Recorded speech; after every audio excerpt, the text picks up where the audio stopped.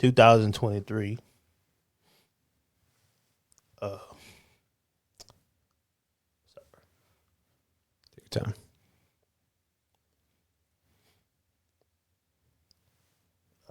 Lost my best friend.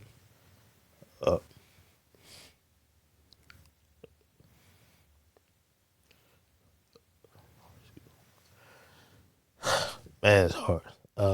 Lost my best friend due to suicide. It's man, it devastated me. Yeah. He was a great person. He man, he just, you have that friend who believes in you. Yeah. He was that person. Yeah. Loved by everyone.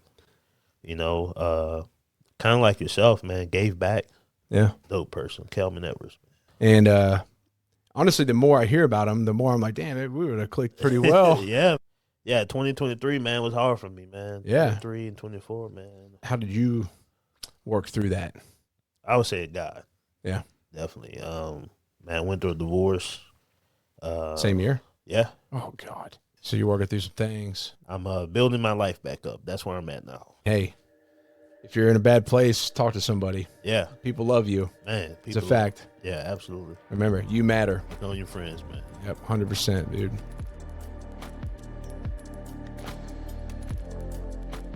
Dude, you ready to roll? Yeah. Are you nervous at all? Yeah. Yeah? We'll get comfortable, man. We'll start diving into it. What is up, everybody? This is Joe Adams, and welcome to the Relentless Pursuit Podcast. What we do on this podcast is bring in guests from all different backgrounds and all different walks of life to share their journey and everything along the way that led them to where they're at today. We're here to make an impact, and that is what we do. So if that is for you, like, subscribe, all those amazing things. And if that is not for you, I don't know what your problem is, but it's time to jump on board today. Thank you. Gotta get a little aggressive. But without further ado, I would love to introduce today's guest, Mr. Baron Russell. What's going on? What is up, my man? How are you? I'm great. I'm blessed, man. I can't complain. Hell yeah, man. It's good to have you. Thank you. So a little backstory, guys.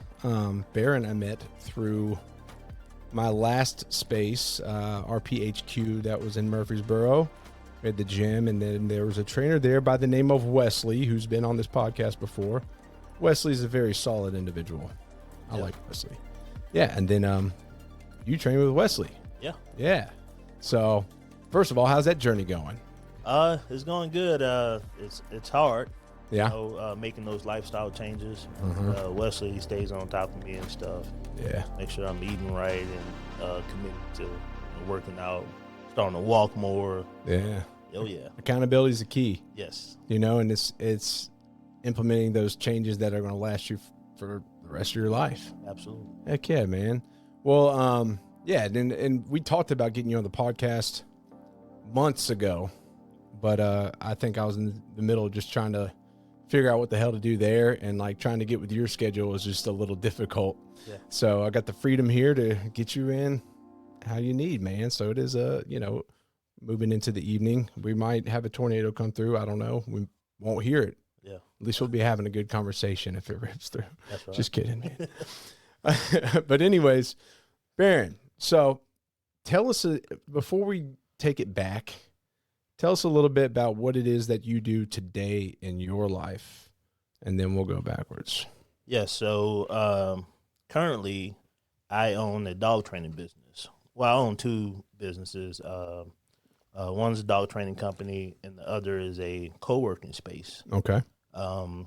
The first business, my dog training business, is Middle Tennessee Canine. Okay. We specialize in pet dog training, also therapy dog training, and personal protection. Nice. So I've been training for a little bit over a decade, and I've been quite successful doing that. Nice, man. Yeah. Hell yeah. Well, I'm excited to hear about that. Yeah. Don't you work at like Vanderbilt or something too? Yeah. So I do have a full-time job at Vanderbilt working in research. Ah. So I work with research animals. There's a population of macaques, different types of non-human primates. That sounds pretty cool. Yeah, yeah. So you stay pretty busy then. I stay really busy. Yeah, man. Full-time job, entrepreneur. I mean, you're getting after it, dude. Oh yeah. Getting your lifestyle in check as far as your health goes. I mean, that's a lot of big changes, but it's all positive stuff. So I appreciate that about you already, man. Oh yeah. Getting after it. So, well, Baron, we'll dive into more of that stuff a little bit because I'm interested to hear more. But now we got to take it back. Okay. To the young days of Baron, where do you hail from? Tell us about your beginnings and let's take the ride. Yeah. So I was born and raised in New Orleans, Louisiana. Good old New Orleans. Good old New Orleans. So if you know anything about New Orleans, it is very different. Yeah. I've been once. Okay. Yeah. It has its own thing, its own essence, its own culture. There's no place like New Orleans. Yeah. Grew up as a kid, I had a pretty good upbringing, had really good parents. And then one day Hurricane Katrina hits. Oh. Yeah, Hurricane Katrina hits and displaces us to Nashville. What part of it? So, I mean, it pretty much jacked up all of New Orleans, right? Yeah. So where were you in relation to, I mean, how bad? So it obviously did wipe out your house or something like that? It didn't wipe out my house, but it pretty much, we had about 6 feet of water. So, Dang. Oh yeah, you can Can't really recover from that. No, we lost everything. Damn. Oh yeah. So you just y'all had to start from scratch. Start from scratch. We left with I left with a pair of shirts and a pair of shoes, and what we had on. That's what we had. Dang, that's rough.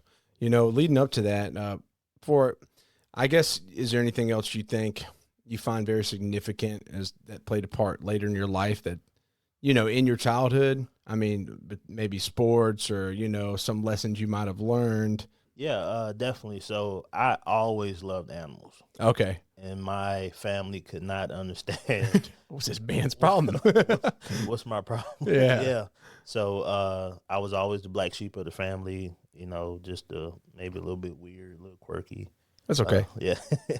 So I loved animals. I always watched The Crocodile Hunter. Like, I swore I was going to be Steve Irwin. Yeah? Like, I used to catch snakes and lizards, and I used to put them in the jar and hide them in my room, and my mom would find them and freak out and stuff like that. So that's so funny, man. That's cool as hell, though.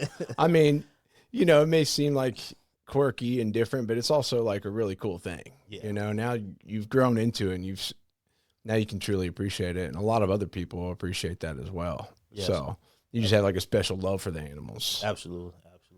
That's cool. I loved the Crocodile Hunter. Did you have the outfit? No, I didn't have the outfit. Did you do the accent? I tried to. So yeah. New Orleans mixed with. Yeah, man. When he ended up passing away, man, it hurt me. Damn, really? Yeah. Stingray took him out. Yeah, he was a wholesome guy. Yeah, too. Yeah. He just loved animals too. Yeah. Well, don't get in there no stingrays, man. Nah, man, I don't do the water. Yeah, stay away from those. Yeah. That's funny, man. Yeah, well, hey, that was like, I don't want to say your idol, but that's who you like looked up to as far as in that world. Yeah. Animal world. Yeah. There was another guy I looked up to. His name was Austin Stevens. Okay. Yeah, he was in my opinion, a true herpetologist. So I loved reptiles. That was my go-to. I love reptiles. Yeah. He was a true herpetologist. He wrote books and papers on different types of venomous snakes and stuff. So, and he was like the top dog when it came to top dog, man. He was a great world-renowned herpetologist. Really? Oh yeah, he did a lot of work in Africa, Europe, Asia. Different big old continents. With I don't think he did a lot in Australia, but mostly like Africa, Europe, and stuff. So. Australia gets kind of sketchy. Yeah, it does. I mean, you got top 10 venomous creatures. Yeah. I mean, you step foot there, there's a 50% chance you're getting poisoned today. Yeah. Oh, yeah, definitely. Transitioning now into Hurricane Katrina, you lost everything. Mm-hmm. And it sucks. I mean, my hearts go out to everybody affected by that. And I mean, even nowadays, like, I've been firsthand seeing what Helene has done out in Western North Carolina, right? Eastern Tennessee as well. And so, I think when Katrina happened, obviously I was like, damn, that's like bad, and that's what you're going to do if you don't live close to it. Like, you feel for people. And I was a little younger as well. But what year was that? Oh, August 29, 2006. 2005. Yeah. So I was in high school, Yeah. And so I was up in like the mountains in North Carolina. Like, that's where I lived. And so I was like, oh, it's sad what's going on there, but that's about the extent of it. Right. And we didn't have as much social media at the time, but then being firsthand with Helene stuff, you see the devastation, and damn, it kind of like made me think about Katrina. Like, damn, dude, these people go through some stuff, man. It can happen like that. It's so crazy. What was that like, man? I think, do you remember like that experience pretty vividly? Yes, I'll never forget. I remember the date, time, the smell, everything, man. Really? Oh yeah. So leading up to the day the hurricane hit, we wanted to stay. Like, we was like, hey, the year prior, let me back up. So the year prior, the whole city of New Orleans was warned, hey, Category 5 hurricane is coming. Everybody leave the city. Well, everybody did leave the city, but nothing happened. So you have to think about the people in New Orleans, it's very poverty stricken.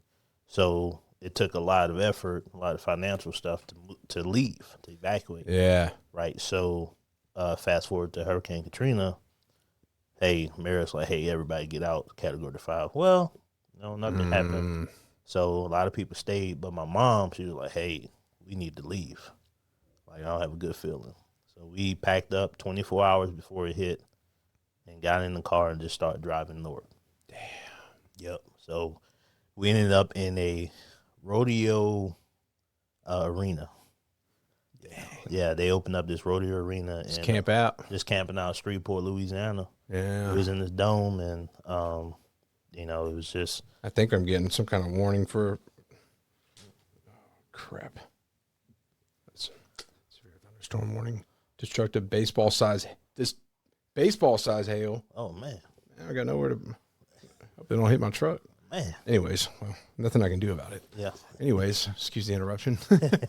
I had my phone on silent, but those things come through. Yeah. So she had a feeling, man. Yeah. Dude, y'all were blessed. Yeah, man. Mom knows best. That intuition, Absolutely. And that's crazy. Like, I wonder how many other people felt that, and they're like, just kind of disregarded it. Yeah. And, it makes sense. Obviously, time before, you're like, listen, I'm not going to, like, spend all this money to just drive in circles when things are going to be good. Yeah. But unfortunately, it wasn't like that. Yeah.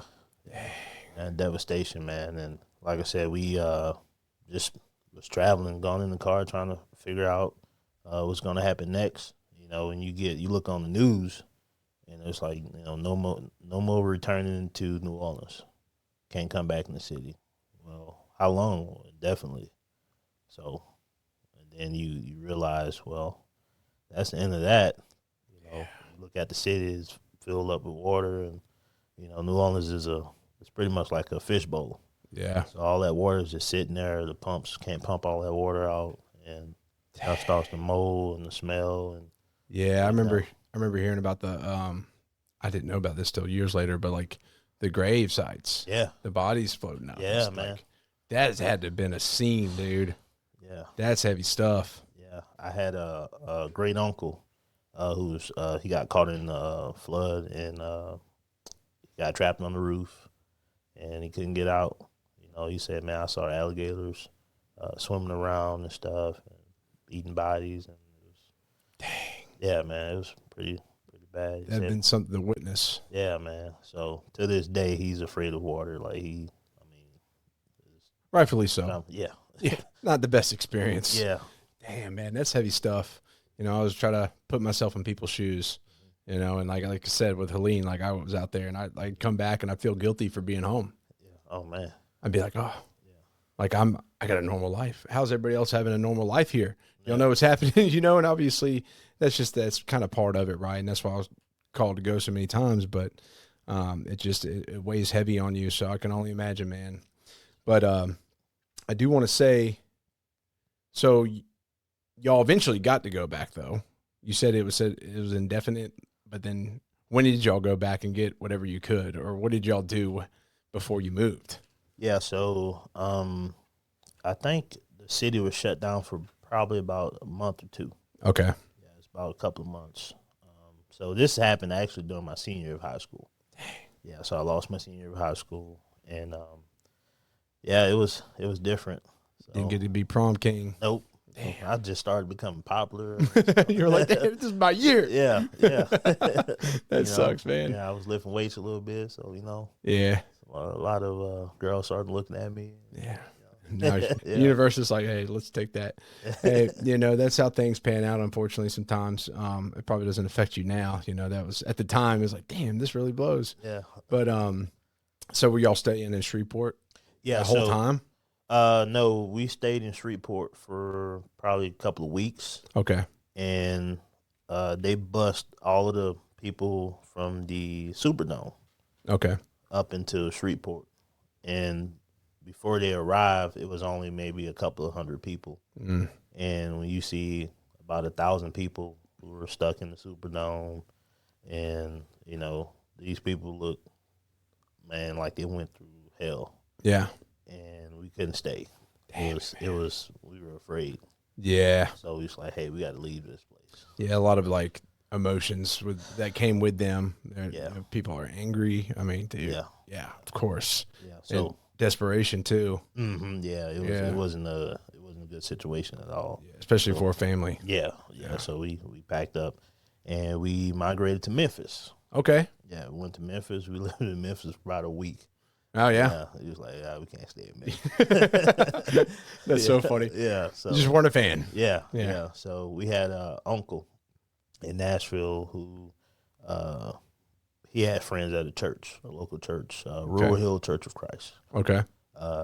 He said, hey, y'all need to come to Nashville. We can get you guys placed and get you in the home, help you out. So we went to Nashville. We ended up moving in with a family. Okay. Yep. The Bensons. The Bensons? Bensons. Yeah. Okay. The Bensons. I loved them to death. Yeah. They took us in. They showed us what compassion was. Yeah, man. They took us in their home. We lived with them for about a year. Okay. Yeah, man. They were a great family. Dude, that's so cool. Yeah. People do that. Yeah, man. Taking an entire family, that's a big task. Entire family, man. Especially if you don't know them, the strangers, right? Yeah, man. So it was good for both families. We learned a lot, when you're talking about culture, so we had a white family and a black family living together. Cool. Yeah. What was that like? It was amazing. Yeah. Great experience. Yeah. We had an impact on them. They had an impact on us. Did were you in New Orleans? Was it like, did you live in kind of like just a black neighborhood or a white black mixed? Yeah. Okay, so it was a total culture shift. Yeah, then. total culture shock. It's New Orleans is very segregated. Yeah. So they had a black side and a white side. So, okay. Yeah. So that's pretty cool, man. So y'all got along pretty well. Oh yeah. Did they have a big family or anything? No, they had a 5-year-old son at the time, Jackson. Okay. Yeah, and he used to go to school and say, "Hey man, I got 2 brothers moving in with us." So I'm like, what? They're like, "What?" 2 brothers. Yeah. So it was me and my, I had a younger brother. Yeah. So yeah, he was excited, man. So, that's really cool, man. So you'll spend a year there? Yeah, we was a year there. Sweet. In Brentwood. Okay. Yeah. So, man, you have where we're at? Yeah, right off of Nolensville Road in Concord. Oh yeah, it's beautiful that area. Man, it's beautiful. It's changed a lot. Yeah, for sure. Yeah. So you're talking about a family who's come from, shotgun house, dangerous neighborhood. Now we live next to Titans football players, and we were like, "What is going on?" Yeah, what a blessing, man. Man, what a blessing. Baby, I bet it shifted your entire perspective too on like your future and whatnot. Did it? Yeah, definitely. So what was the changes then after that? So I, of course, finished my senior year at John Overton. Okay. Started looking at college. All right. Yeah, so I'm like, man, do I go back to Louisiana and go to Southeastern? I want to go to Southeastern for a career in herpetology. Okay. And we looked at MTSU. It's like, hey, why don't you go to MTSU? It's a good school.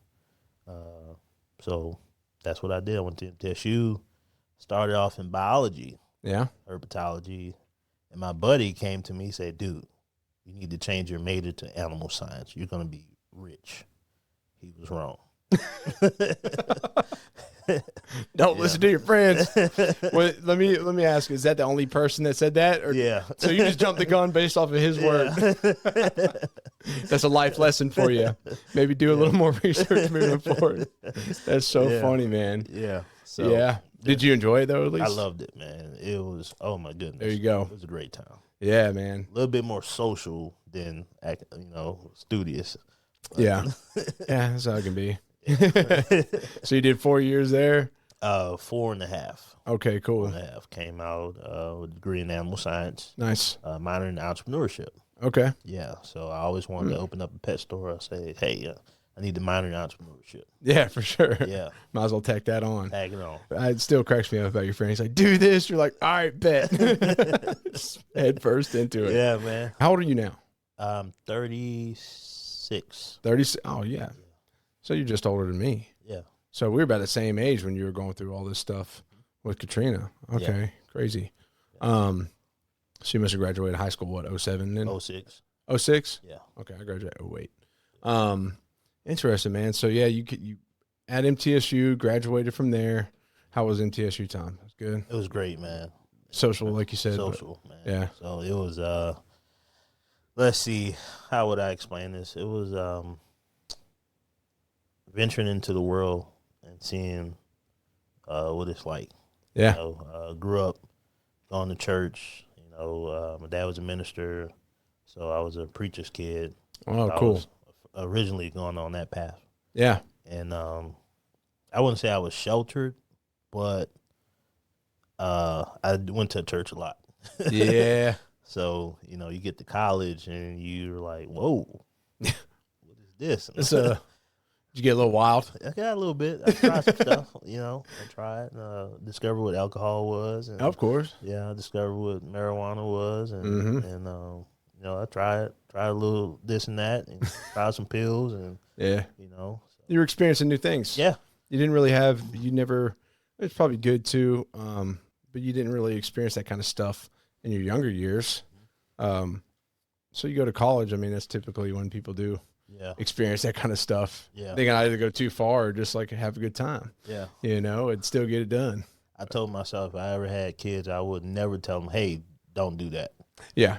I'm going to tell them, hey, if you do that, this is what can happen. Yeah. This is the consequence of your actions, just so you know. Yeah.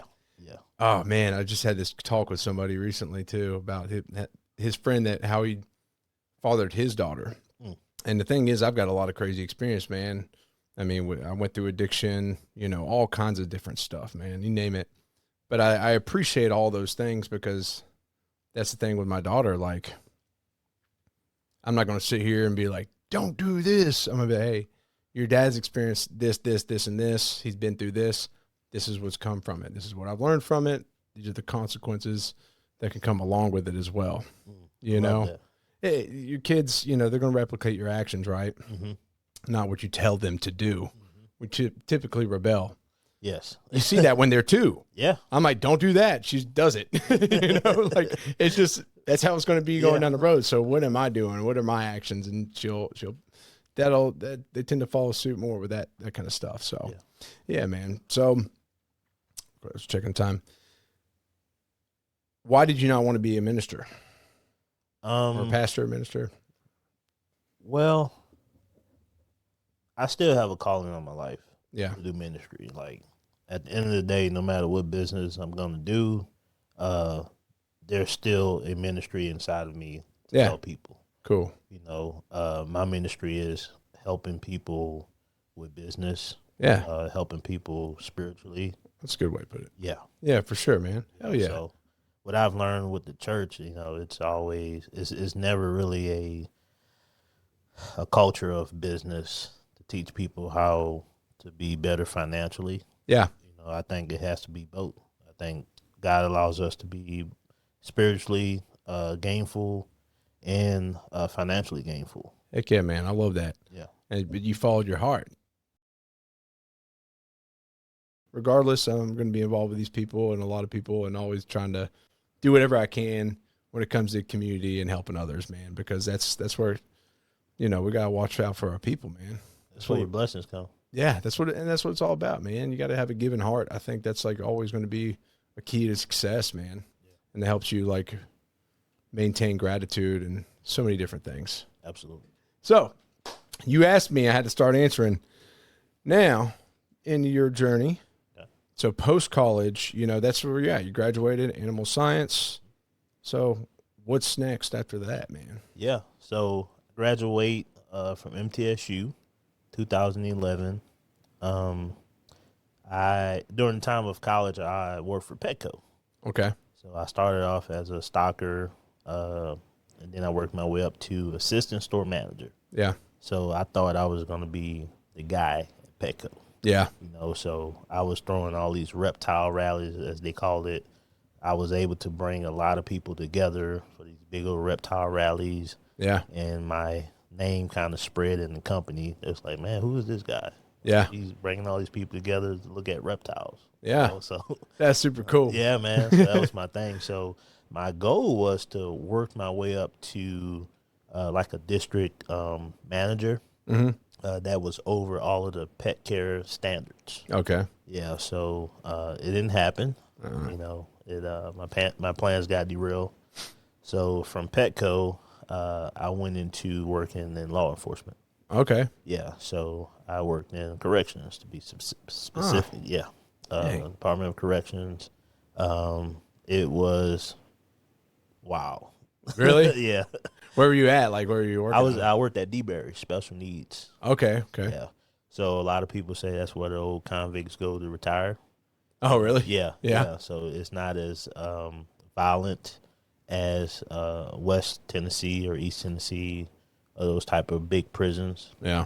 So, but we still had our fair share of insanity.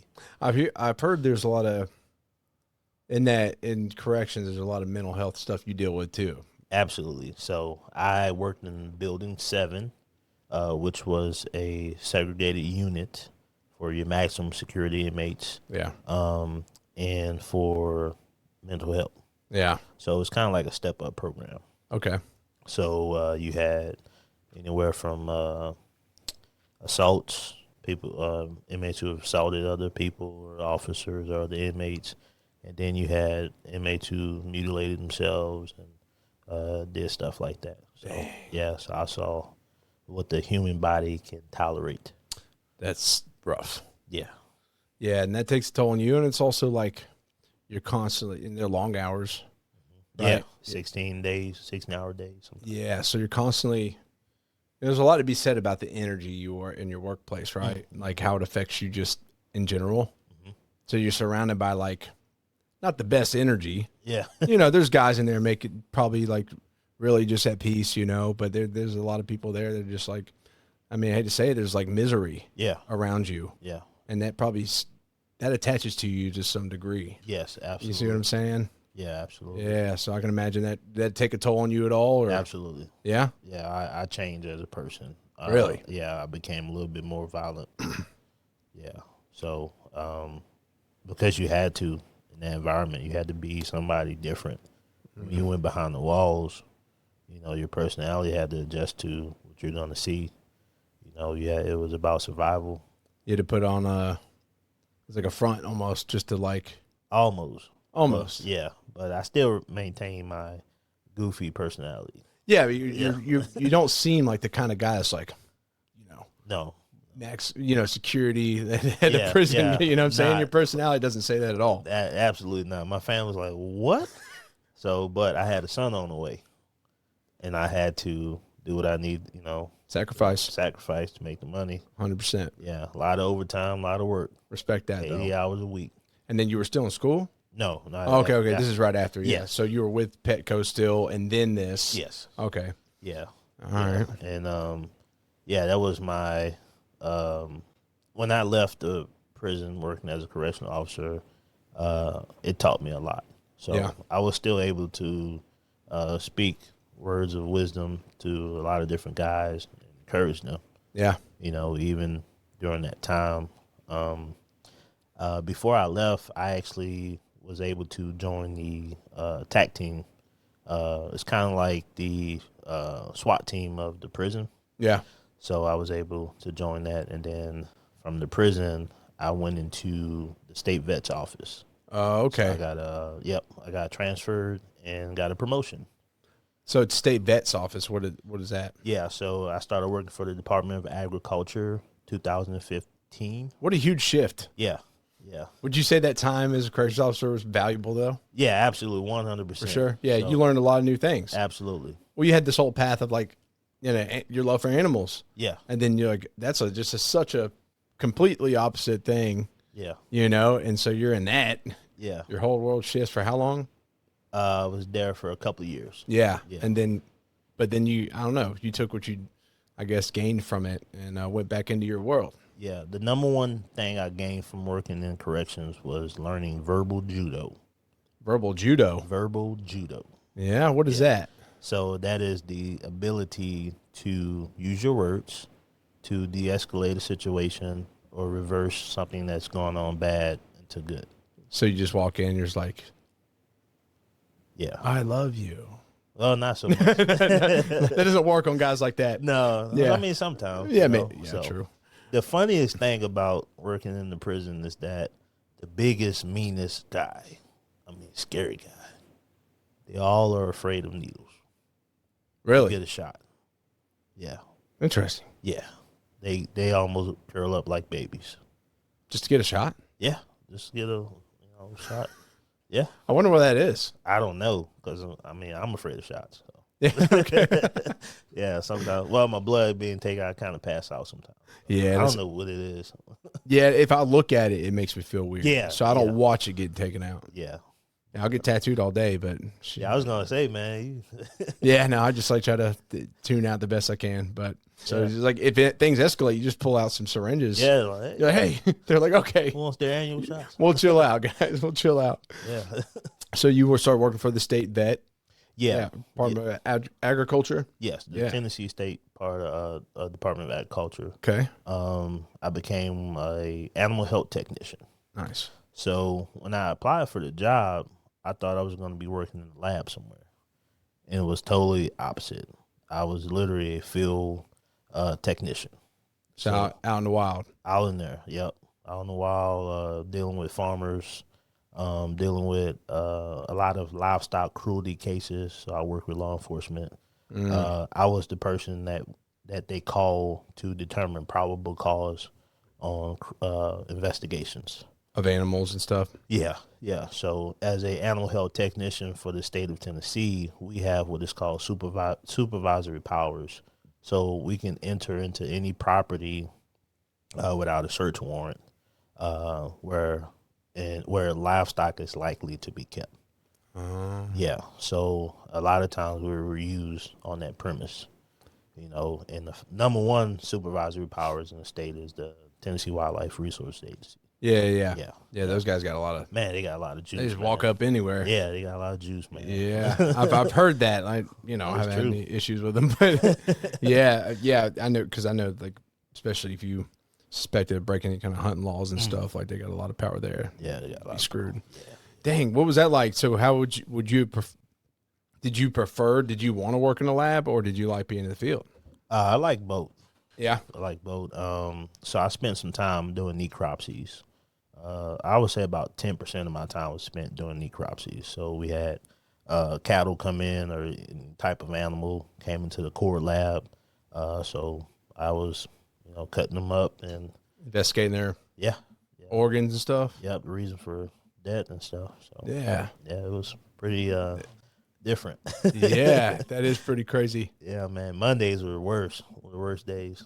Really? You have a dead cow that died on Friday evening, and they can't get it, down to the core lab until Monday. So sitting there in the sun, bloated. So you stick the knife in, it's like, That sucks. You probably got smelling everything. oh man, it gets in your hair and your pores. And But was it kind of cool? yeah, Yeah. it's cool, man. Yeah, man. You're basically a surgeon. Yeah, definitely. Might as well. Oh yeah, man. But opening up a cow or horse, man, that's something different, man. Oh, yeah, a lot bigger. Oh yeah. Heck yeah, man. That's pretty cool. So how long were you doing that stuff? And then what was the next shift? Yeah, so I worked for the state vet's office for 9 years, I believe. Okay. So up until 2023. Not long ago. Yeah. I jumped ship and worked full time for myself. Dang. Yeah. But yeah, during that time, working for the state vet, was very cool. Yeah. And it made me a man, I believe. Like it allowed me to start looking at things different. How do you say that? Yeah, so I got to meet a lot of people Mm-hmm. in a very short period of time. So I was assigned 16 counties. Okay. Right, so I had 16 counties in Middle Tennessee where I had to do regulatory work. So meeting with farmers, store owners, all of the vet clinics in the area, all of the animal controls. I mean, we had a lot of stuff to cover. That's a lot of coverage. 16 counties ain't no joke. No, it's not. It's a lot of windshield time, plus dealing with livestock cruelty investigations. Yeah. So I had it was a lot. And the biggest thing was we had to respond to disasters as well. Oh, really? Yeah. So I don't know if you remember all of those bird flu outbreaks that affected. Somewhat. Yeah, it affected the poultry supply. Okay. Yeah, so that's why you had the cost of eggs going up and the cost of meat. Yeah, because what happens is once the state determined that we have bird flu, all imports and exports immediately shut down. Oh, like chickens, all that? Yeah, it's just done. You can't move nothing. Dang. Yeah. That sucks. Yeah, so the poultry industry in Tennessee is $1 billion industry. Dang. Yeah, and we also have the oldest genetics for hatching chickens. We have the oldest genetics here? Oldest genetics, yeah. Damn. Yeah. So, interesting history. Oh, yeah. Yeah. So the crazy thing is whenever we had a bird flu outbreak, some of us had to get deployed to the area, mm-hmm. and it was like, hey, bird flu's in Weakley County, you're gone for 2 weeks. Pack up and go. Like, what? Yeah, pack up and go. You're gone for 2 weeks. Dang. Yeah. So was it pretty difficult with the family? Absolutely. Yeah. So sounds like you were gone a lot. Yeah. Just all over the state. Yes. Dang. So after about 3 or 4 deployments, we're like, man, I'm trying to run this business or businesses. Yeah. And this is kind of jeopardizing it. Yeah. So I have to make a decision here. Dang, man. Yeah. So you had to cut the ties. Yeah. So you were already canine training at the time? Mm-hmm. Yeah. Oh, dude. So you were working those kinds of hours and on top of like pursuing, your journey. Yeah, absolutely. That's a lot, man. It's a lot. They take away a lot of family time away. Yeah, absolutely. Yeah. That's tough. Yeah. You know what I'm saying? But you're trying to do the best you can too. Yeah. My wife at the time, she was a stay-at-home mom, so I was the one getting out there, getting after it. That's a lot. People don't realize that's a lot of pressure. Oh, yeah. That's a lot of pressure. Hell yeah. Yeah. Yeah, man. I mean, being a man, women carry a lot on their own. Absolutely. Birthing children, just motherhood in general is a task that like we can't really ever understand, especially the toll it takes on them as well, even hormonally and all that stuff. There's a lot of pressures women have, but the pressures of a man is totally different. And like a lot of people discredit it, especially when you take it seriously, like the one, just the providing factor and the constant desire to give more and more and more. Like you'll do whatever it takes. Yeah. I love that I'm very able to be present with my family, but I would work 24 hours a day if I had to for them to have what they needed. Absolutely. I would do that. And that's like, you stretch yourself so thin. The pressure of fatherhood is pretty difficult, man. And entrepreneurship on top of that. Man. It's a whole nother level. It's spiritual, dude. Man. Yeah. I'll say like the past few years have been the most spiritual thing ever. It's very spiritual because as an entrepreneur, you're trying to figure out what type of skill that you have. Yeah. That's going to generate income. Yeah. To feed your belly. Yeah. And your family's belly. Yeah. Like you have to be very creative. Yeah. And that's a God skill. That is such a, yeah, 100%. Yeah. Yeah, What man. can I think? What can I think? What kind of thoughts can come into my mind to create something of value to be compensated for? Yes, 110%, man.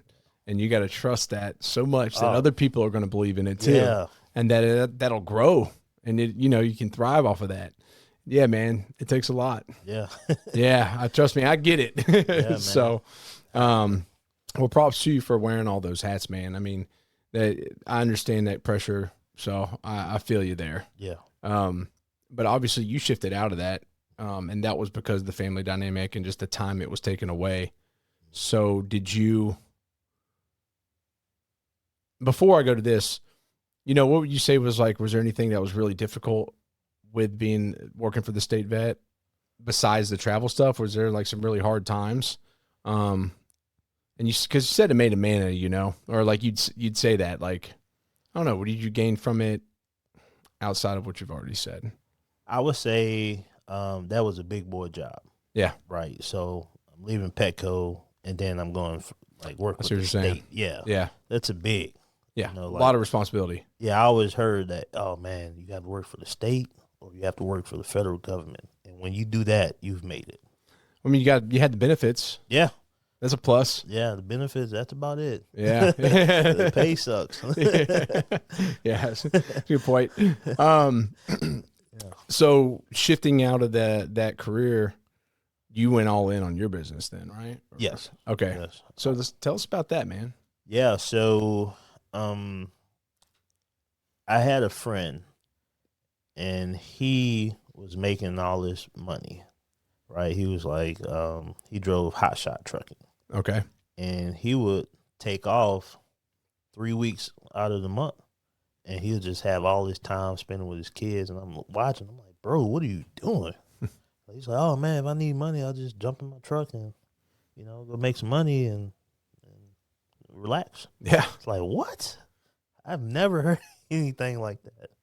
I had another buddy. I started watching all the YouTube videos about real estate and stuff, and I was just always afraid. I was like, how are these people making all this money? Yeah. And I wanted to provide something different for my family. So I took the plunge and purchased one of those courses that you see online, and the guy kind of looks like a scammer. And yeah. Because there's a lot of that out there. Yeah. So I was like, let me do this. Yeah. So I bought into a mentorship. Okay. Which taught me about credit and business and all this stuff, and I spent about $5,000 on that, and I learned a lot. Yeah, and it changed my life. So it was worth it? Absolutely. Okay, cool. Yeah, that's what I want to hear. It was absolutely worth it. I was trying to figure out how can I spend $20,000 on my next mentorship. Who do I need to go to for that? Yeah, man. So I learned a lot of stuff. And I jumped into a lot of stuff. Yeah. So, and I lost a lot of stuff. You were super eager. Yeah, I was very eager, very ambitious, and a lot of things went really well, and a lot of things failed. Yeah. So the failure is what taught me the most. Yeah. For sure. Always. Yeah. So what failure? Man, I had I started 5 different businesses all at once. Really? Yeah, dude. I was just, throwing darts on the wall to see what's going to stick, man. And I had a Turo business. So I was renting out cars, man. I had about 10 cars on my fleet. And I had a hotshot truck. I was telling you about my friend. I was like, dude, how can I get in? I want some of that. So he was like, dude, grab a truck. And I was like, I don't want to drive. He was like, well, just lease it out to me. So I leased it out to him. And that was the best money that was coming in. Yeah. Yeah, man. It was good money. Which is solid. And then I had my Turo business. I was renting out cars. And that was the experience. So now we're getting to the point we're talking about, working for the state and then transitioning into your entrepreneurship journey, focusing fully on that. You did Turo. Which is interesting because every time I go anywhere, I rent a car through Turo. Really? Okay. Oh yeah, dude. I've been on the Turo thing for years now. Yeah. It's a lot more convenient, I think. Mm-hmm. Yeah. Yeah, and that was one of the reasons why I jumped into it, because at that time, they had the chip shortage, so Enterprise, was open for competition, right? So makes sense. yeah. So the chip shortage, Enterprise sold most of their vehicles. Because usually at the top of the year they get newer vehicles. Well, the cost of used vehicles was skyrocketed. Yeah. Remember that? Yeah. Yeah, that's why how I got that truck for such a good price. Yeah. I sold my 1500. I had added I bought this truck and I added over 100,000 miles on it. Mm-hmm. And the dealership offered me $1,000 more than I paid for it up in Indiana. So I was able to get that truck brand new and have a fat down payment. Mm-hmm. That's why I worked out, man. Yeah. The truck resale was insane. It was, yeah, dude. It was crazy. Yeah. Crazy back then. Yeah. So, and the crazy thing is, I figured out how to be Enterprise. So I took my fleet off of Turo. Well, Turo was supplementing, but I was making better money renting cars out directly. Oh. Yeah, so I figured out how they used insurance, figured out how to become a car rental business.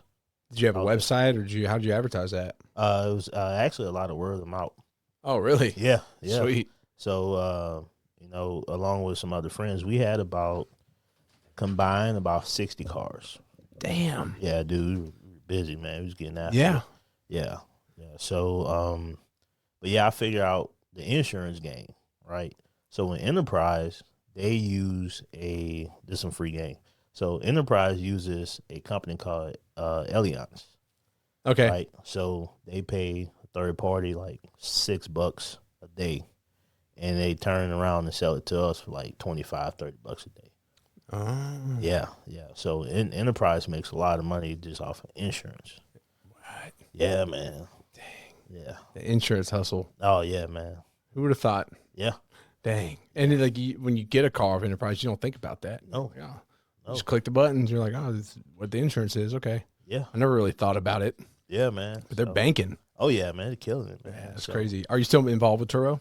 No. Yeah. No, completely out. Why is that? Because it hit a point where it fell. Really? Cars being stolen, right? I mean, all the bad stuff. Yeah. People smoking in cars, and just all types of stuff, man. That's the part that sucks, man. With Yeah. something like that, it's gotta be It's always bad, good and bad in every business you're gonna go. and you wonder why you get on Turo, and then you look in the description, and some of these people got strict ass rules. Yeah. But do you blame them? No, you can't blame them. I mean, Because people don't care. yeah. They'll do exactly what you tell them not to do. Yeah, man. I had cars come back with peanut butter stains on the windows, and I'm like, what? Dude, What did you do? what the hell? Yeah. I always try to pick up and at least get my trash and make it look nice. I mean, I'm not gonna, Yeah. maybe pay the little extra cleaning fee. Ooh, but I mean, it was Destroying crazy. it, dude. That sucks. Well, you tried it though. Yeah, but I met some cool people. Yeah. Like some cool people coming into town, renting cars, leaving back out. So, you might have some influencers coming in. It's just, it was pretty cool. I met some cool people. It's a good opportunity to network. Absolutely, Man. Because when we have a conversation and you say, "Hey, what do you do?" Well, I have about 15 cars or 10 cars. I rent on tour. What? How do you what? Yeah, they want to ask about, Yeah. So And next thing you know, you got someone's card and you can hit them up. Yeah, for sure. Yeah, I had a G-Wagon, man, and that was everybody wanted that car. It's high demand. High demand. Yeah. So I want to know, how did you get a G-Wagon? Why do you have that?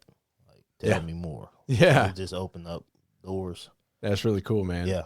But ultimately, it just didn't pan out. It didn't pan out. That's fine, though. Yeah. Because you stay moving forward. Absolutely. Exactly, dude. I love that, man. And that networking's a powerful thing. It's kind of that's one of my favorite things about this podcast, dude. Yeah. Look at the pictures, and now behind me, all these guests that do different things, right? Okay. This is all people that are just, I don't know, now you, right? And your profession and what you do, now I know somebody that does that. Man, there's so many, it's such a beautiful networking tool. Yeah. And you can connect them with other people because you've built you know, a relationship off of a deep 3 hour conversation, you know? So it's really a powerful tool, man. Yeah. You'll see it too, the more you start recording. Oh yeah. Yeah. Yeah. And the thing about it, like with the Turo, the car rental, it's a cash cow, right? So if you get like a economy car, you can get one from the auction, make sure it's running really well, and you can rent these cars out to people who, you know, maybe don't want to buy a car. They don't want a car note. Yeah. So they'd rather pay, you know, $800-$900, $1,200 a month just to rent your car out. No shit. Yeah. Yeah. It was like the best thing going. Dang. Yeah, man. So given the opportunity to do it again, I would definitely do it again. Yeah. Hey, yeah, absolutely. Maybe we'll see, man. Yeah. We'll see. Time will tell, right? Absolutely. So, but then obviously, absent of that, the shift had to focus more in on your other businesses, right? Yeah. Yeah. So, Turo segued me into my office. Okay. Right. So, I started doing like a little business consulting and learning how to structure LLCs to be lender compliant, to look very professional. Okay. Because a lot of entrepreneurs, you know, needed capital to get started. Yeah. So, a part of looking professional as a business is you need a professional look. Well, if you don't have a brick and mortar, you're maybe a home-based business or a traveling entrepreneur. You need something to look professional, so we use a virtual address. So, I'm looking around. I was like, man, I got all these cars. I need another location to park them, and I want to have meetings with people. Yeah. So now I have meetings. So I stumbled upon a office space where this guy had insurance. He sold insurance, and he had a room in the back. He's like, dude, I rent this out to you for like $700 a month. I was like, what? Yeah. So I was like, how can I get it to pay for itself? Because I want to have this pay for itself. Yeah. So I started studying about co-working spaces and virtual addresses, and I learned about that. And I said, hey, I can charge other entrepreneurs, business owners, to use my address for their paperwork. And it's going to give them a professional look. It's already been done with Regis, Opus, and all these other national companies. So I did that. Within 3 months, paid for itself.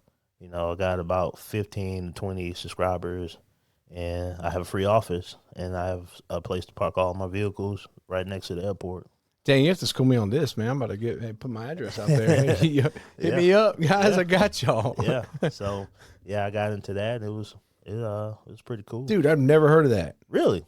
No. Yeah. That's having the banks don't want you to have a of course you can't put a PO box, and you don't want to put your home address on your LLC paperwork because it defeats the purpose. So the two purposes for having an LLC is privacy and tax purposes. Mm-hmm. So if you blast your home address, you know, like you do bad business, people know where your home is at. Yeah.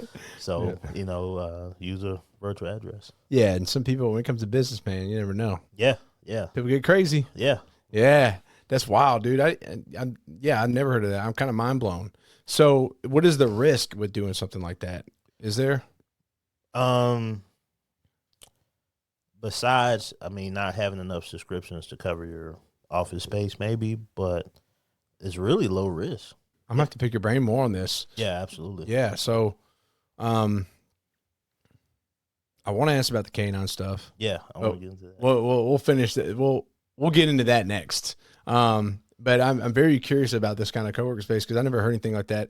You know, I've seen the buildings you can go where like for entrepreneurs that you can rent like a room pretty much. Yeah, that's what it is. So it's like that? Yeah. Okay. But this is in the back of this is in the guy's insurance building, right? Yeah. Yeah. Okay. So, because I've seen there's like bigger buildings that have multiples of those. Yes. But this is, so y'all are doing your own thing. Yes. Because I saw the pictures and I thought it was one of those. Yeah. Like you were maybe renting from one of those bigger office spaces, but no, now you got that makes sense now. Yeah. Okay. Yeah. So from that office in Nashville by the airport, I was just renting the room. So now I've upgraded to my own separate building. Yeah. Yeah. Standalone building. So cool. Because you get maybe one of those bigger businesses they got everybody doing the virtual Yes. address there. Yes. Oh, so they're, you know, they got 100 offices. There you go. That makes sense. And they got the perks. They got the coffee and Yep. they cover all that stuff. But yeah. And people love snacks, man. You put some snacks in your front area. Oh, yeah. Oh, man. So props to you for it, man. That's cool. Yeah. So you started your own with it. That's dope. Sure. And I'm excited to see what kind of growth comes from that because it's still fresh. Mm-hmm. Yeah, man. So we'll be getting some updates. Within that space too, did you start doing a podcast, right? Or you're working in the works? Yeah. So we started a series called Tip Tuesdays. Okay. So with Tip Tuesdays, we have different business owners, entrepreneurs come on and just give us a tip. Yeah. For the day, and we actually do a whole interview, and we post, you know, just different clips from that interview throughout the week. That's really cool. Yeah.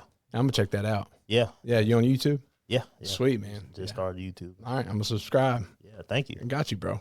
But the initial thing I know about you, like when we were introduced, is you train canines. Yeah. So let's circle back around to that because that's very in line with like your childhood dream. Yes. So let's talk about that a little bit. What got you into it and so on? Well, honestly, up until I was about 17 years old, I was terrified of dogs. Really? Yeah. Afraid. Yeah. Any specific breeds? No. Just most, you know, I always had like I can pet them and stuff, but I'm like always worried I'm going to get bit. What if they just snap? Yeah. What if they, you know, so, and a lot of people are like that. Yeah. And the reason is we don't understand their behavior.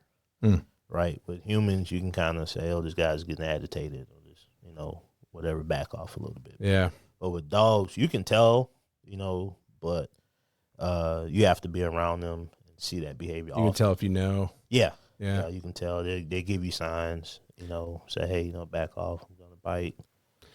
Definitely like am wary, especially with my daughter. No, you're right. That's good to be cautious. Yeah. You know, and I encourage everyone to kind of study in regards of dog body language, and that's something I help people with. So how do you give us some tips, man? Yeah, so when you're approaching, well, first, you really don't want to just approach a dog, right? Especially if you're kind of like, oh, I don't know, I'm unsure. It's better to let the dog come to you, and you want the dog to show happy signs. So, you know, little wagging tail, of course. Not like ears tucked. Yeah, no ears tucked and stuff, and kind of like jovial, bright-eyed and stuff like that. Yeah. So, and let the dog come up to you and, you know, offer a submissive type of maybe like a play bow or something like that. Yeah. Yeah, stuff like that. Cool, man. You know, I always assumed, I thought the right thing to do would be like stay at a distance and like bark or howl at them to let them know you're one of, you know, open up a dialogue. Yeah. No, probably don't do that. Just kidding. Don't listen to me. That's what I do. I'm like, I'm one of y'all, dude. I'm werewolf. Yeah. And I tell people like, people who are afraid, I've helped people who are afraid of dogs maybe pet their first dog. Yeah. So I give an example of, okay, you're afraid to pet the dog, but you go to pet and you're like, what does that look like? You know, like you just got the hand out there and you're like, yeah. The dog was like, what the? You're making it, giving a build up. Yeah, just go in, boom, hey, puppy. Yeah. Yeah. I always try to do that. Yeah. Yeah, just go in. If you're going to pet, just go in and pet the dog. Yeah. You know, don't like, because then it's going to be like, you know what? Maybe I should bite you. Yeah. Let me think about this again. Yeah. We were good. Yeah. You see a big hand coming at your face slowly, and this guy's kind of huge. You're like, whoa. Yeah. It's freaky looking. Yeah. You know? Let's snap at it real quick. Yeah. Exactly. Have you done any kind of like, you know, LEO kind of like canine training as well? Any stuff like attacking, and do you do that kind of stuff as well? Yeah, so there's three main categories we focus on. So one is pet training. Okay. Pet obedience. It's the, you know, dog jumps up on me, dog knocks down grandma, the dog pulls me down the street, my dog doesn't come when I call it, blah, blah, blah. Yeah. So we fix all that, right? That's what brings in the money. Yeah. Yep. Yeah, people will pay a lot of money so their dogs won't rip their shoulder blade out from pulling them down the street. Yeah, they will. Yeah. And I'm talking about like 30-pound dogs. Yeah. Yeah. I mean, they do, because it makes their life easier. Mhm. And, you know, people pay good money for convenience. Yeah. So if you come home and your dog's being difficult, you're just trying to, like, you know, have some kind of order. Maybe you got a crazy life anyways, and your dog's kind of being a pain, not listening to you. It adds stress, right? There you go. Yeah. Your dogs are supposed to bring joy and happiness to your life, not stress. Yes. You get these creatures for companionship. Yeah. Not like, dude, like, You're man, pissing me off, I man. gotta go to therapy for my dog. My dog, man, I can't take it anymore. And then we go into the other aspect is protection training, right? Yeah. A lot of people don't like guns, right? Mm-hmm. So they get a dog.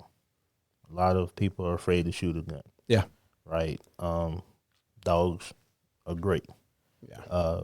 For that, it's a good balance. Yeah. But in my opinion, not everybody needs a protection dog. Yeah.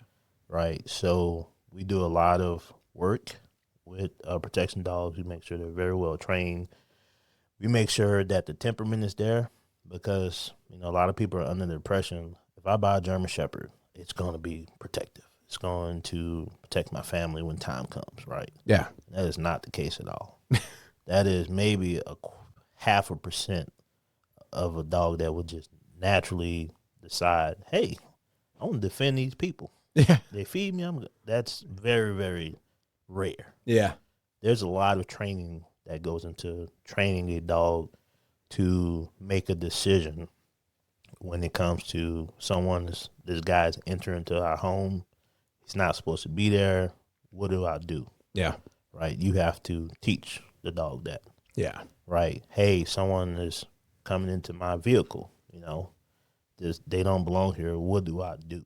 Mm-hmm. So, and a lot of times we don't want the dog to make those decisions. You know, I train from a perspective of when I tell a dog to do something, It does it. To act accordingly in this situation. Yeah. But I don't want the dog to make those decisions on its own. Super cool, man. Yeah. Yeah. So, but it's crazy because, like I said, I started off very fearful of dogs to now I train dogs to bite me. Yeah. It's crazy. Yeah, that is pretty. I mean, facing your fears, dude. Yeah, absolutely. You know, going towards things that make you uncomfortable just make you better. Yeah. So, and now you build a successful business off of that. Yeah. It's something you love doing. I love it. I love it. It was just a hustle, man. I was, charging $25-$30 just to spend 3 hours with people, drive, and just to work their dogs. I'm like, man, what a adventure. I was like, dude, I can't do this. So, but yeah, my first 2 years of breaking into training dogs, I only dealt with aggression and skittishness. Yeah. Those behaviors. So, went through a lot. I actually quit dog training for a year because I just got frustrated. I started off at Petco training dogs, actually. Okay, so you had a little experience. Yeah. I started off with Petco, and then I got a mentor, and I got a third mentor and a fourth mentor. So, Nice. Yeah, it's I recommend if you want to become a dog trainer to mentor under people. Nice. So, anything else on the dog training? Yeah. So, the third thing, aspect of our dog training business is therapy dogs. Yeah. Right. So very, very important to me. We have two contracts with 2 schools in Williamson County so far. Right. We have a dog named Jasper. He's a golden retriever. Nice. And we have a dog named Penny. She's a golden doodle. Oh. These dogs are phenomenal. Yeah. They're helping kids with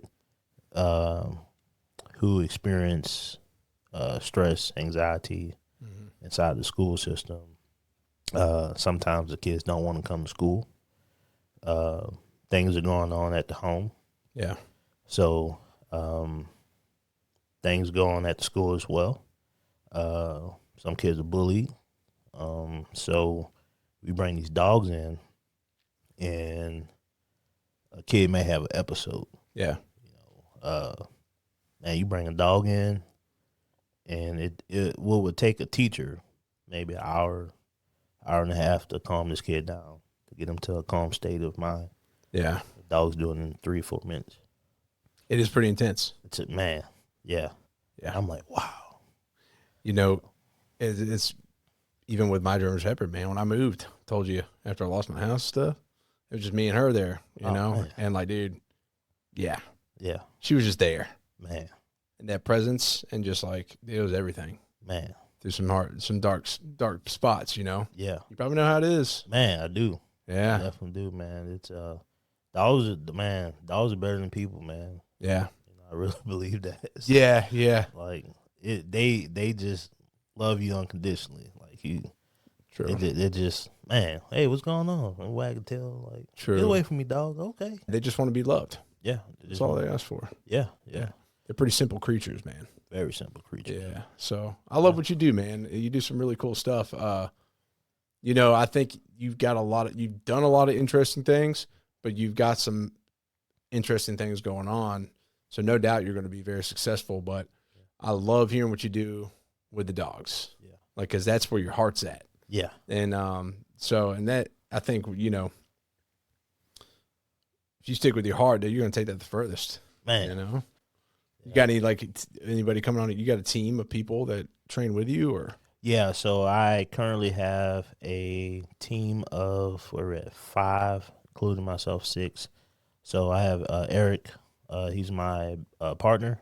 Sweet. So he came aboard a year and a half ago. I brought him on to help me scale and grow the business. Sweet. So this guy's dope, man. Like, he has a corporate persona about him. You know, he works for American Express. Yeah. And man, just always the head of sales and stuff. Just a sharp person. It's good. Yeah. And then I have some really dope trainers who are great. I have a guy named Ron, great with dogs. Dylan, Carol, guy named Tim. They're all great people, great trainers. And I just hired a salesperson. Yeah. Morgan, she's dope, man. She's great with talking on the phone and stuff. And Oh yeah. closing out deals and stuff. So I love it, man. yeah. So I'm building a team, and I'm trying to scale it up, you know, and going away from being a hustler and a dog, you know, in this business to like a real business. I love it, man. Hell yeah, dude. Yeah. Where can people find your business? Yeah. So we have a website, www.middletennesseecanine.com. Okay. Instagram, we had a viral video, hit 12 million views. Boom. Yeah, man. This big Bro. old Corso jumped through a window and came after me. Yeah. Dang. Yeah, man. That's bad. I'm gonna go check it out. Tonight. Yeah. Hell yeah, dude. Yeah. It's really cool. Yeah, we're also on Facebook as well, Twitter and LinkedIn. Sweet, man. Everywhere. Yeah, Middle Tennessee Canine, baby. Tennessee Canine. All right, everybody, go check that out. Yeah. Now to bridge into you know, kind of coming to a close, and we're in this last segment, right? We got a little time, but I want to dive into some more personal stuff. Okay. You know, we talked about it before. You've been going through you know, your own personal journey. Yes. As an individual. Yes. So outside of business, I appreciate your story, man. You know, it's interesting, dude. Like I got to know a lot of different dynamics of it, man, and I appreciate you sharing it with me. Yeah. Yeah. So it's pretty badass. So I'm thankful. Yeah. Now recently, in the past couple of years, though, you've been dealing with some hard stuff personally. Do you want to, you know, share any of that? Yeah. Yeah. So, 2023. Take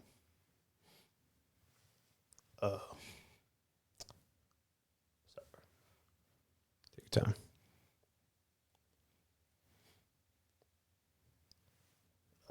Lost my best friend.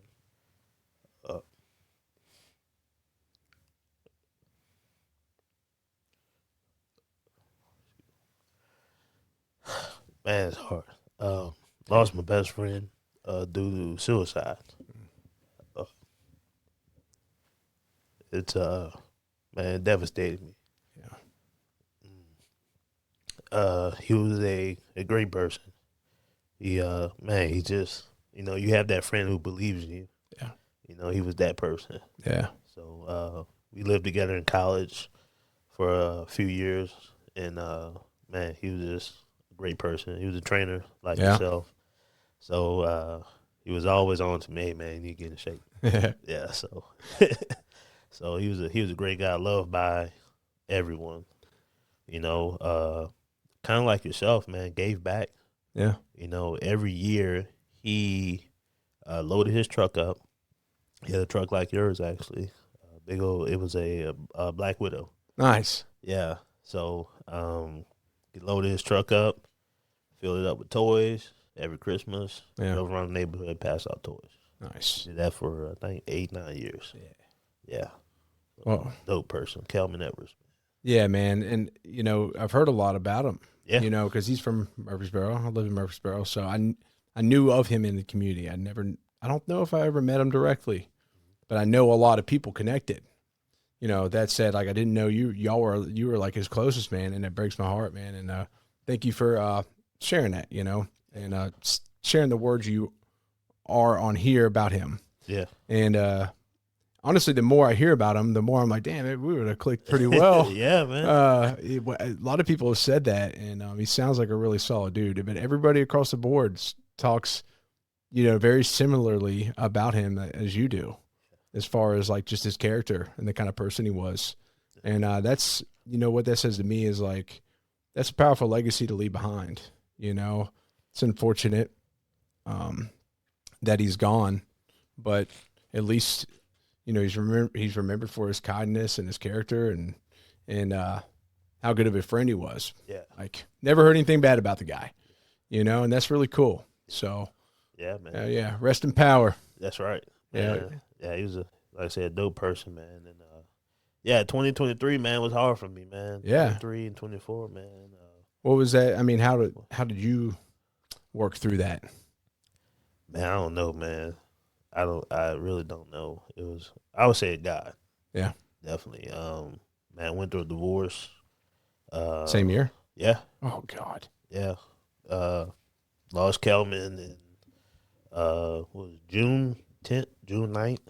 And I filed for divorce 24, January 1st. Dang. So yeah, a lot of stuff was just starting to crumble. You know, when I quit my job at the state, I had a good run, and then, you know, that happened with Kelman, and then, you know, I don't know, it just did something to me. Yeah. Yeah, man. So you're working through some things. I'm working through things now. So yeah, I'm building my life back up. That's where I'm at now. Yeah, I can see that. Yeah, and you're very passionate about it. Yeah. So that'll give, you know, you've got purpose with it. You know what I'm saying? And that'll get anybody like on the upswing of a rut, right? Yeah. And you know, that loss is hard. I haven't had to suffer anything like that. And so my heart goes to you. Yeah. One thing I always like to speak on with those that are gone, though, you carry their spirit with you. You know, I always like find it like that would be the thing. Like, hey, they're not here, but they're with you. Yeah. And you get to carry them along for the ride. And so what are you going to do with your life? What are you going to do with it to maximize that and bring them along for the best ride? You know what I'm saying? Yeah. So I don't know. That's just my way of thinking. Like, there's, yeah. Yeah. And that can shoot you forward. You know what I'm saying? And I guess reflecting on that, and we can move past that part. You know, I'm a firm believer in finding value in anything. You know, every situation I've been through in my life, I can find a gold nugget in there. You know, it takes some digging. Yeah. Do you think maybe you found something from his loss, or are you still searching for that maybe? I don't know. I think I'm still searching. Yeah. Yeah. I think it'll come. Yeah. Yeah. Sometimes these things take a long time. Yeah. Yeah.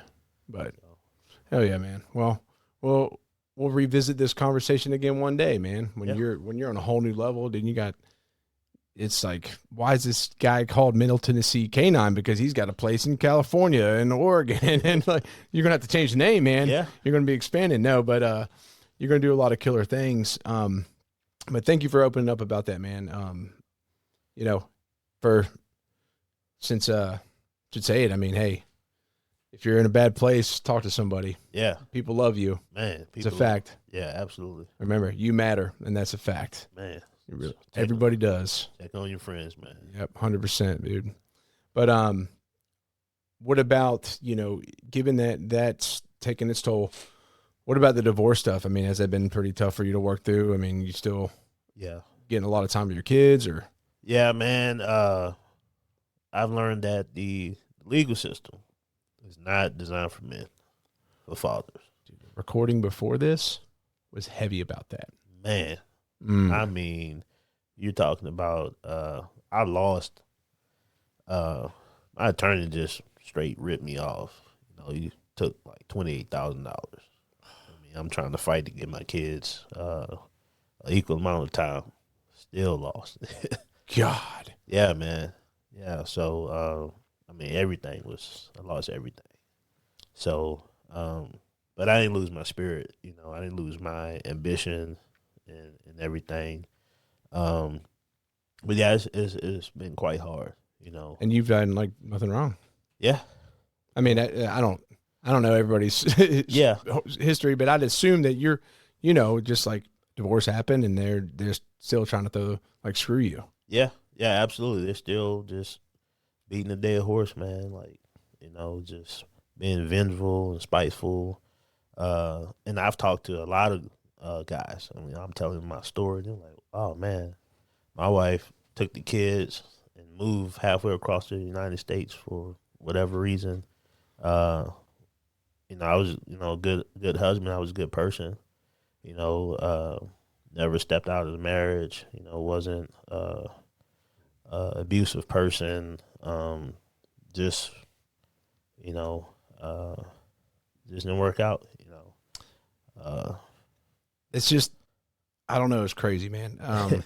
It blows my mind because there's a theme with this. Yeah. I'm seeing it a lot.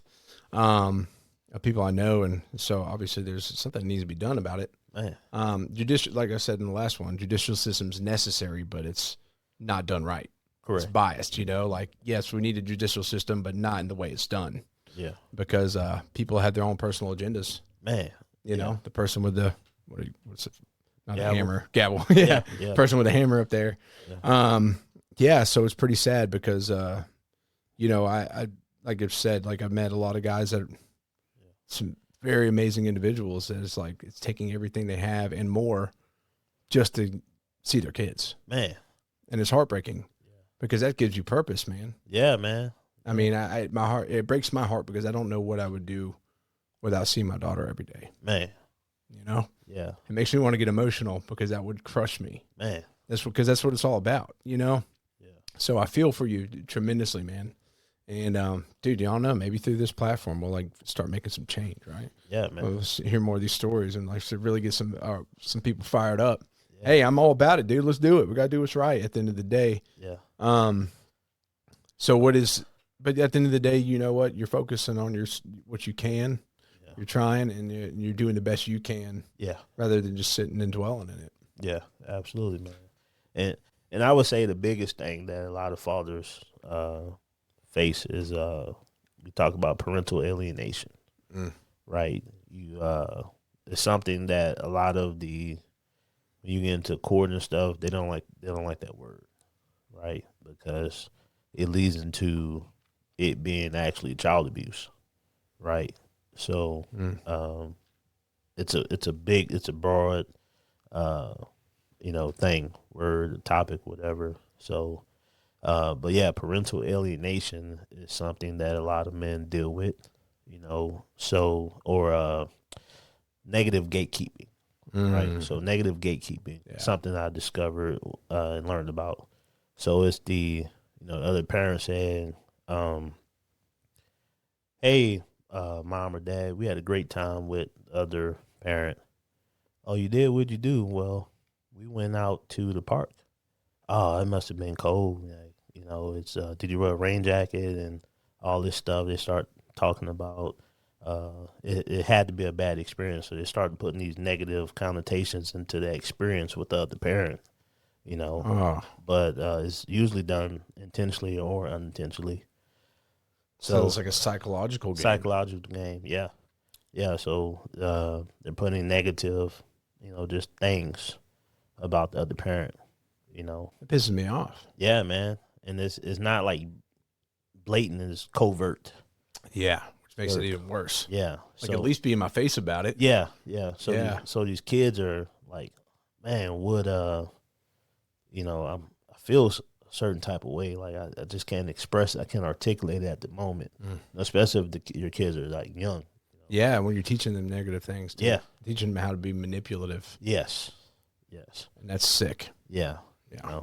So, damn, man, but a lot of men experience it. And coming up, I can never figure out, I saw divorces and stuff happen and things, and I always wonder why this dad doesn't come around his kids, and, and why does kids hate the dad for whatever reason? I'm like, oh, okay, I get it now. Yeah. Yeah. And eventually the kids get the opportunity to find the truth. Yes. So and that's tough, and then they have to deal with that. Man. A lifetime of like what they thought. Man. They maybe thought dad was like just out of the picture. No. But then they learn the truth, and then it's like, oh man. Yeah. That's a whole nother level of things to deal with. Man. Like dad was there, mom didn't want you to talk on the phone or, with dad. Maybe mom just wanted a paycheck from dad. Just wanted money, but nothing to deal with the kids. And unfortunately, a lot of women use that against the kids. They weaponize their children against their father. Yeah. It's sad. I'd love to hear like a woman's perspective on this. Like it's like supports it too, because I feel like, and I know they're out there. I actually can think of a couple people. It's very interesting because they're not in this situation. The kid's not being held up the first thought. Mm-hmm. Like instead, there's a personal agenda. Yes. And that needs to be eliminated. Yes. What is best for the children? Yes. Keep the parents involved, both sides, especially if they're good people. Yeah. And want to do the best for them, then hell, make it work because you're doing it that's for the kids. And that's their future. And if you distort it just due to your personal feelings or agenda, man, I think that's pretty evil shit. Man, yeah. Yeah. It's definitely evil, experiencing, the other parent not disclosing where the kids are going to live. Yeah. Like withholding that information. Damn it, that's terrible, man. Well, damn. That's a heavy one, dude. Man. So you've been there, like this past couple of years been a lot. It sucks. A lot of like loss in its own right, and then transformation and growth. There's a lot of different things. But there's beauty in it too, man. Yeah. And that'll show in time. I know you're still working through some stuff, so that's why I do want you on here again. Yeah. As you grow. You know what I mean? And I'm on your team, man. I'm be rooting you on. Yeah. So you can feel free to reach out to me anytime. Yeah. Like, Joe, I'm driving by Brentwood. Let's chat it up. I got you, dog. Yeah. All right? Yeah. Hell yeah, man. Is there anything else that you want to share regarding, this last couple of years experience? The biggest thing is, I just want to encourage people to, I don't know what people believe, but, I believe in God, and just have a relationship with God, really connecting. Yeah. And then just going for your passion as well. And I would say discovering your unique ability. Yeah. Like if you figure out what's your unique ability, it will lead you into a lot of rewarding things. Hell yeah, man. Yeah. So that's great advice. Yeah. Hell yeah, man. Yeah. Well, thank you for that. Yes, sir. Good deal, man. That's great advice. I'm going to make a clip of it. So, I do got to ask you one final question, and then you're ready. Is that it? You good? Yeah. All right. Dude, we used up all the time. I love it, man. This has been great. Last question. What is your relentless pursuit? My relentless pursuit, I would say, is to be the go-to person. Be that person that people can come to and talk to and, find an answer. Yeah. Right. I want to be that friend. Yeah. Like how Kelvin was. Hell yeah, man. You know. There you go. Carrying it forward. Yep. I love it, man. Well, that's a beautiful answer. And I appreciate you. And I have no doubts you'll be that guy. Yes. So, man, it's been a blessing. It's been an honor having you in here. I appreciate your time. I can't wait to see what you do. Guys, go check him out. Check out his stuff. Show him all the love. If you got any dogs, they've been trained, get them trained again, or whatever the case is. But support my boy, and I'm excited to see what you do, man. Yes. It's been an honor. Thank you. Yes, sir. All right. All right. Y'all take care. Boom. Just like that. Man.